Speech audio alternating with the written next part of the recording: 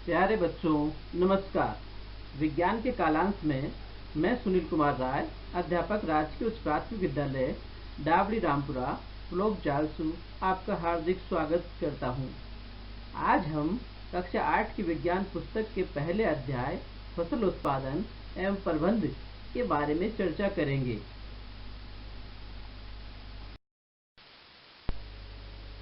आप पिछली कक्षाओं में पढ़ चुके होंगे कि सभी सजीवों को भोजन की आवश्यकता होती है और ये भी जानते होंगे कि पेड़ पौधे तो अपना भोजन प्रकाश संश्लेषण क्रिया द्वारा स्वयं बना लेते हैं, लेकिन मनुष्य सहित अन्य सभी जंतु ऐसा नहीं कर सकते।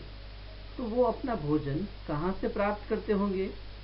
प्यारे बच्चों, सभी जंतु भी प्रत्यक्ष या अप्रत्यक्ष रूप से पेड़ पौधों द्वारा बनाए गए भोजन पर ही निर्भर करते हैं। आप कह सकते हैं कि शेर तो दूसरे जानवरों को मारकर खाता है, लेकिन शेर जिस जानवर को मारकर खाता है उसे ऊर्जा पेड़ पौधों द्वारा ही प्राप्त होती है। इस प्रकार आप पाएंगे कि सभी जंतुओं को भोजन पेड़ पौधों से ही प्राप्त होता है। आप जानते हैं, हमारा देश विश्व में सर्वाधिक जनसंख्या वाला दूसरा देश है और बढ़ती जनसंख्या के कारण खेती के लिए स्थान कम होता जा रहा है। अतः इस विशाल जनसंख्या का पेट भरने के लिए हमें उन्नत कृषि उत्पादन, बेहतर प्रबंधन और वितरण को अपनाना ही होगा। आइए इसे विस्तार से समझने का प्रयास करते हैं। अब हम कृषि पद्धतियों के बारे में जानकारी हासिल करेंगे, लेकिन उससे पहले थोड़ा सा इतिहास भी जानते हैं। आज से लगभग 10,000 ईसा पूर्व तक मनुष्य घुमंतु थे। वे भोजन और आवास की तलाश में घूमते रहते थे।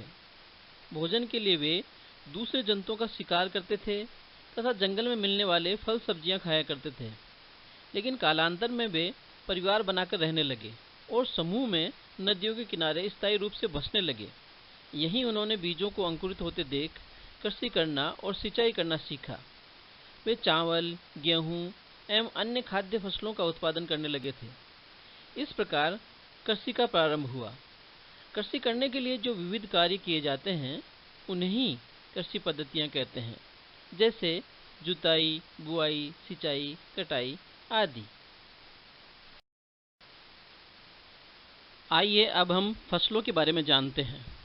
जब एक ही किस्म के पौधे किसी स्थान पर बड़े पैमाने पर उगाए जाते हैं तो उसे फसल कहते हैं, जैसे गेहूं की फसल। हमारा देश एक विशाल देश है जो विविधताओं से संपन्न है। यदि हम जलवायु परिस्थितियों की ही बात करें तो आप पाएंगे कि हमारे देश में कहीं अत्यधिक वर्षा होती है तो कहीं बिल्कुल भी नहीं होती। कहीं बाढ़ आती है तो कहीं सूखा पड़ता है, कहीं बर्फ पड़ती है तो कहीं पानी की एक एक बूंद के लिए तरसते हैं। अतः इन परिस्थितियों को देखकर भारत के अलग अलग हिस्सों में अलग अलग प्रकार की फसलें बोई जाती है। मोटे तौर पर यहाँ बोई जाने वाली फसलों को दो प्रमुख वर्गों में बांटा जा सकता है। पहला है खरीफ की फसल और दूसरा है रबी की फसल। सबसे पहले खरीफ की फसल की बात करते हैं। वह फसल जिसे वर्षा ऋतु में बोया जाता है खरीफ की फसल कहलाती है। भारत में वर्षा ऋतु सामान्यतः जून से सितंबर तक होती है। अतः खरीफ की फसल सामान्यतः जून जुलाई में बोई जाती है और सितंबर अक्टूबर में काट ली जाती है। उदाहरण के लिए धान, मक्का, बाजरा, सोयाबीन, मूंगफली, कपास इत्यादि। रबी फसल शीत ऋतु में उगाई जाने वाली फसलें रबी फसलें कहलाती हैं। ये फसलें साधारणतः अक्टूबर नवंबर में बोई जाती हैं और फरवरी मार्च में काट ली जाती हैं। गेहूं, जौ, चना, मटर, सरसों तथा अलसी इसके प्रमुख उदाहरण हैं। इसके अतिरिक्त कई स्थानों पर जहाँ सिंचाई की सुविधा उपलब्ध है वहाँ ग्रीष्म ऋतु में भी दालें और सब्जियाँ आदि उगाई जाती हैं।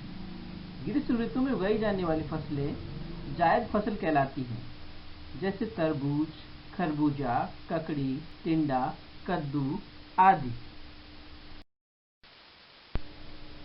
अब हम आधारिक फसल पद्धतियों के बारे में जानकारी हासिल करते हैं।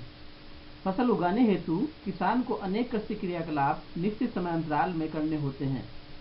इनका कृषि उत्पादन पर बहुत गहरा प्रभाव पड़ता है।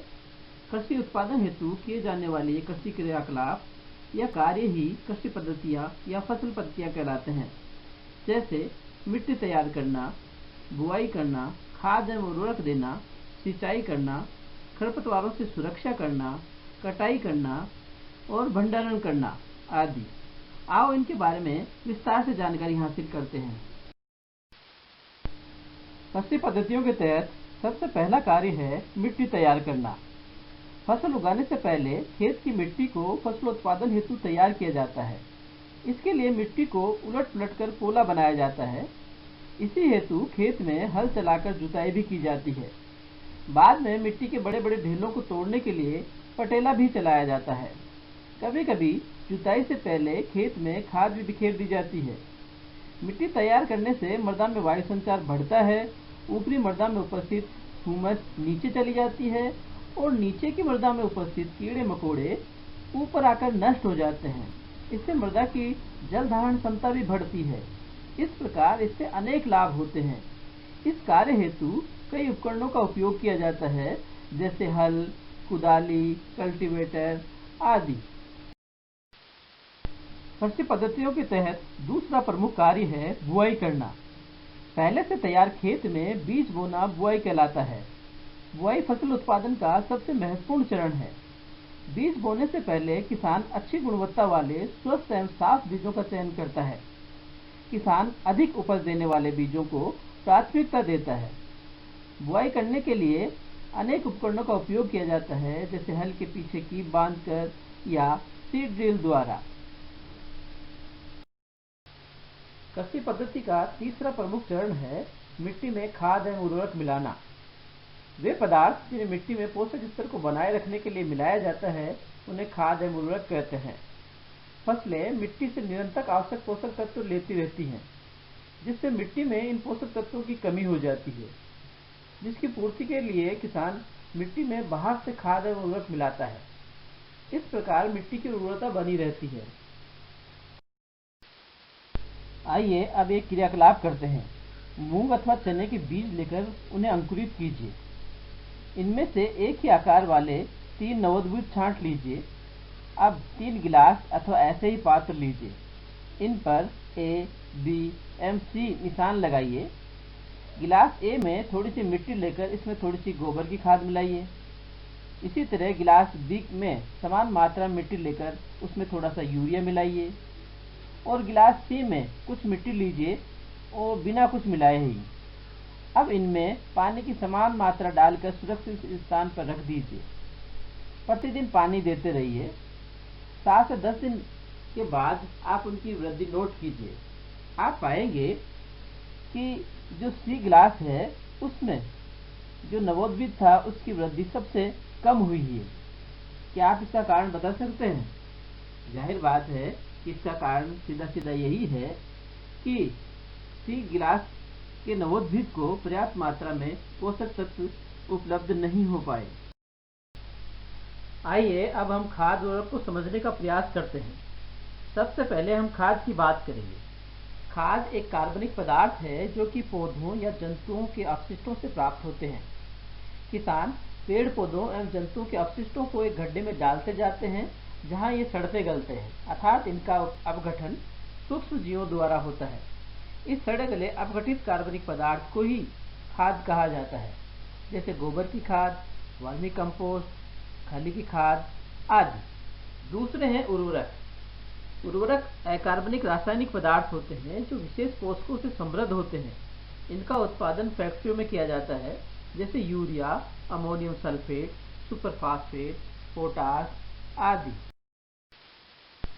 आइए अब हम खाद एवं उर्वरक में अंतर को समझने का प्रयास करते हैं। यदि हम खाद की बात करें तो वह एक प्राकृतिक रूप से अपघटित कार्बनिक पदार्थ है, जबकि उर्वरक एक अकार्बनिक लवण है। इसी तरह खाद प्राकृतिक रूप से खेतों में बनाई जा सकती है, जबकि उर्वरक का उत्पादन फैक्ट्रियों में ही होता है। खाद से मिट्टी को ह्यूमस प्रचुर मात्रा में प्राप्त होती है, जबकि उर्वरक से मिट्टी को ह्यूमस प्राप्त नहीं होती है। खाद में पोषक तुलनात्मक रूप से मात्रा में कम होते हैं, लेकिन संख्यात्मक रूप से अधिकांश पोषक तत्व खाद से प्राप्त हो जाते हैं। जबकि उर्वरक में पादप पोषक तुलनात्मक रूप से मात्रा में अधिक होते हैं, लेकिन इनमें कुछ ही पोषक तत्व प्राप्त हो पाते हैं। जैसे यूरिया में एकमात्र पोषक नाइट्रोजन प्राप्त होता है। अब हम कृषि पद्धति के एक और प्रमुख चरण सिंचाई की बात करेंगे। आपने सुना ही होगा कि बिन पानी सब सून, अर्थात पानी के बिना कुछ भी संभव नहीं है, तो कृषि भी संभव नहीं है। अतः खेत में कृत्रिम रूप से जल देना सिंचाई कहलाता है। फसलों की स्वस्थ वृद्धि के लिए यह अत्यंत आवश्यक भी है। फसलों में तो कुछ विशेष अवस्थाओं पर सिंचाई करना परम आवश्यक होता है। यदि इन अवस्थाओं पर जल का अभाव हो तो कृषि उत्पादन बहुत ही घट जाता है। इन अवस्थाओं को फसल की क्रांतिक अवस्था कहते हैं। वैसे सिंचाई का समय और बारंबारता फसल के प्रकार, मिट्टी, ऋतु आदि पर निर्भर करता है। अब हम सिंचाई के स्रोत की बात करेंगे। सिंचाई के लिए हमें जल की आवश्यकता होती है, और ये जल जिस स्थान से हमें प्राप्त होता है वे सिंचाई के स्रोत कहलाते हैं। जैसे कुएं, जलकूप, तालाब, झील, नदी, नहर, बांध आदि। आइए अब हम सिंचाई की विधियों की बात करते हैं। सिंचाई की विधियों से आशय है वे तरीके जिनके द्वारा सिंचाई जल सिंचाई के स्रोत से खेत तक पहुंचाया जाता है। यही सिंचाई की विधियां या तरीके कहलाते हैं। इन्हें दो प्रमुख भागों में बांटा गया है। पहला है सिंचाई की पारंपरिक विधियां, जैसे मोट, चैन पप, ढेकली, रहट आदि। सिंचाई की इन पारंपरिक विधियों में अधिक मानव व पशु श्रम की आवश्यकता होती थी, साथ ही इनमें समय भी अधिक लगता था। दूसरी है सिंचाई की आधुनिक विधियां, जैसे फव्वारा विधि, बूंद बूंद सिंचाई विधि। इन विधियों में समय और श्रम कम लगता है और अधिक दक्षता से सिंचाई होती है। इन विधियों में जल की आवश्यकता भी बहुत कम होती है। आइए अब हम फसल पद्धति के अगले चरण खरपतवारों से सुरक्षा के बारे में बात करते हैं। फसल बोने से लेकर भंडारण तक अनेक कारक फसलों को नुकसान पहुंचाते हैं, जिनमें प्रमुख है कीट पतंगे, रोग, खरपतवार, पीड़क अर्थात पेस्ट, प्रतिकूल मौसम आदि। यहाँ हम खरपतवारों के बारे में बात करेंगे। खरपतवार से अर्थ है ऐसे पौधे जो हमारी बिना इच्छा के हमारे खेत में उगाते हैं। इन्हीं अवांछित पौधों को खरपतवार कहते हैं, जैसे घास, मोथा, बथुआ, कांग्रेस घास, नागफनी, आक, दतूरा आदि। ये खरपतवार मुख्य फसल के साथ पोषक, जल, स्थान व प्रकाश के लिए प्रतियोगिता कर उसे हानि पहुंचाते हैं और फसल के लिए उपलब्ध पोषक, जल, स्थान व प्रकाश का उपयोग स्वयं कर लेते हैं। अतः अधिक उत्पादन हेतु इनसे सुरक्षा अत्यंत आवश्यक है। इसके लिए किसान खेत में निराई करता है और खुरपी, हैरो व खरपतवारनाशी रसायनों का उपयोग करता है। अब हम कृषि पद्धति के अगले प्रमुख चरण कटाई के बारे में बात करेंगे। बुआई के 3-4 माह बाद फसल पीली भूरी पड़ने लगती है, जिसे फसल का पकना कहते हैं। हालांकि अलग अलग फसलों में ये अलग अलग प्रकार से प्रकट होता है। फसल पकने के बाद फसल की कटाई की जाती है। कटाई के लिए हमारे देश में साधारणतः दरांती या हार्वेस्टर का उपयोग किया जाता है।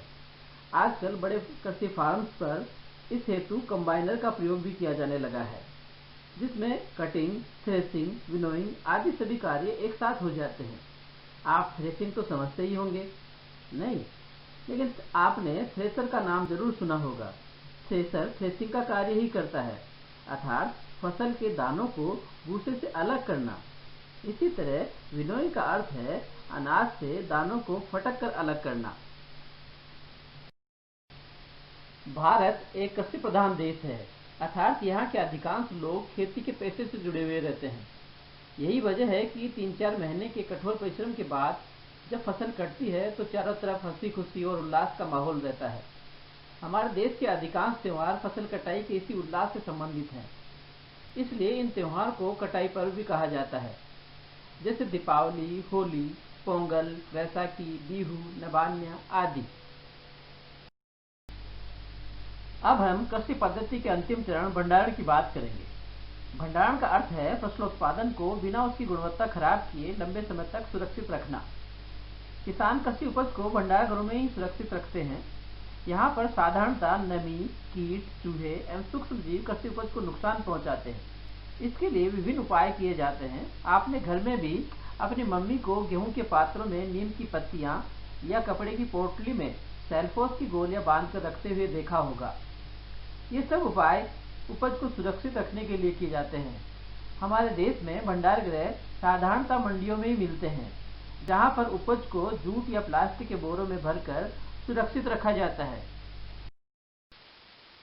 इस प्रकार अब आप समझ गए होंगे कि किस प्रकार हम पेड़ पौधों को सामूहिक रूप से बोकर तथा विभिन्न कृषि क्रियाकलाप करके अपना भोजन प्राप्त करते हैं। लेकिन इस चर्चा का यह अर्थ कतई नहीं है कि हमें संपूर्ण भोजन पेड़ पौधों से ही प्राप्त होता है।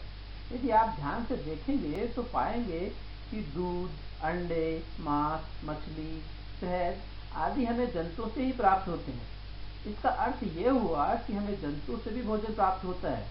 हमारे देश के समुद्र तटीय क्षेत्रों में रहने वाले लोगों का तो प्रमुख आहार ही मछली है। यही वजह है कि हमारे देश में बड़े स्तर पर पशुपालन, मछली पालन, मुर्गी पालन आदि किया जाता है। YouTube पर ये जानकारी देखने के लिए आपका बहुत बहुत धन्यवाद। आशा है आपको ये पसंद आया होगा। यदि हाँ तो लाइक और शेयर अवश्य करें तथा सब्सक्राइब करने के लिए घंटी का बटन दबाएं।